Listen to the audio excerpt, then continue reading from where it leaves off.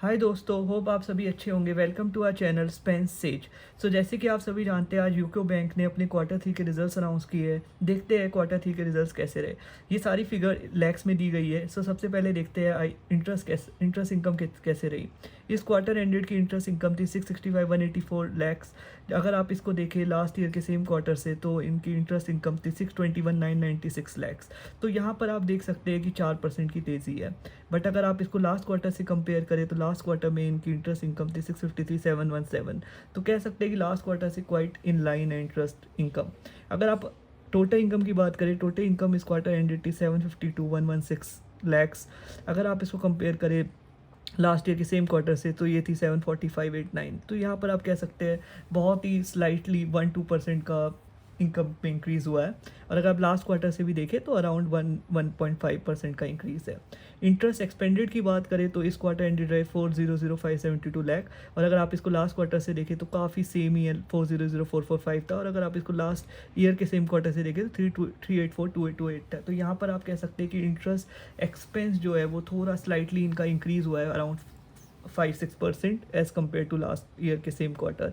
और अगर आप बात करें टोटल ऑपरेटिंग प्रॉफिट की, तो 168,024 लैक्स रहा इस क्वार्टर में। इसको अगर आप कंपेयर करें तो लास्ट ईयर के सेम क्वार्टर से, तो यहाँ पर आप कह सकते हैं कि थोड़ा इंप्रूवमेंट 7-8% की इंप्रूवमेंट हुई है। और लास्ट क्वार्टर से कंपेयर करें तो यहाँ पर भी आप कह सकते हैं अराउंड 5% की इंप्रूवमेंट है। अगर हम इसमें बात करें कि जो इनका प्रॉफिट रहा है आफ्टर टैक्स, वो है 73,951 का इस क्वार्टर में। अगर आप इसको कंपेयर करें लास्ट क्वार्टर से या फिर लास्ट ईयर के सेम क्वार्टर से, तो यहाँ पर आप कह सकते हैं कि 10 से 15% की तेज़ी नज़र आई है। आप कह सकते हैं कि इनका टोटल प्रॉफिट जो है वो इस क्वार्टर में अच्छा रहा है as compare to previous quarter और as compare to last year के सेम क्वार्टर।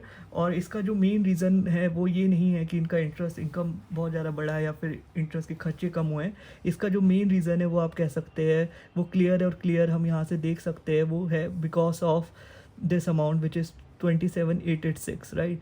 तो इसी की वजह से इनका जो प्रोविज़न की वजह से आप कह सकते हैं कि इनका लास्ट क्वार्टर से काफ़ी कम हुआ है, तो उसकी वजह से इनका जो प्रॉफिट है वो थोड़ा बढ़ा है इस क्वार्टर में। और अगर आप वहीं पर अगर हम बात करें इस की ईपीएस रेशो की या फिर एनपीए रेशो की, तो एनपीए रेशो पहले देखते हैं। तो एनपीए रेशो की अगर आप बात करें तो वो है 0.36%। ये अगर आप देखें तो ये बैंक का एक पॉजिटिव साइन है, क्योंकि नेट एनपीए परसेंटेज इंप्रूव हुई है as compare to last quarter, और जो कि 0.43% थी, या फिर लास्ट ईयर के सेम क्वार्टर जहाँ ये 0.63% थी। तो हम कह सकते हैं कि बैंक का एनपीए डेफिनेटली इम्प्रूव हुआ है। तो हम कह सकते हैं ईपीएस की भी बात करें तो ईपीएस भी 0.59 हो गया है, जो कि आप कह सकते हैं क्वार्टर बाय क्वार्टर 20% का जंप है।